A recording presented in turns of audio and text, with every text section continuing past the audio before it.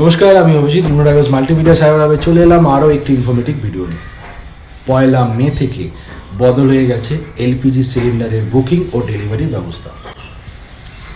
পুরো বিস্তারিত আলোচনা করব, তার জন্য অবশ্যই পুরো ভিডিওটি শেষ পর্যন্ত দেখুন।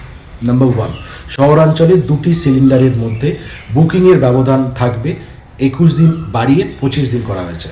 অর্থাৎ ধরুন আপনি আজকে একটি সিলিন্ডার পেয়েছেন, ঠিক 25 দিন পরে আপনি আবার নতুন একটি সিলিন্ডার বুকিং বা আবেদন করতে পারবেন। নাম্বার 2, গ্রামাঞ্চলে যারা গ্রামে বসবাস করেন এই সময়সীমাটা বাড়িয়ে 45 দিন করা হয়েছে। আর নাম্বার 3, ডেলিভারি অথেন্টিকেশন কোড বা ডিভিসি ব্যবহার বাধ্যতামূলক করা হয়েছে। নাম্বার 4, এখন থেকে ওটিপি আসবে গ্রাহকের রেজিস্টার্ড মোবাইল নাম্বারে।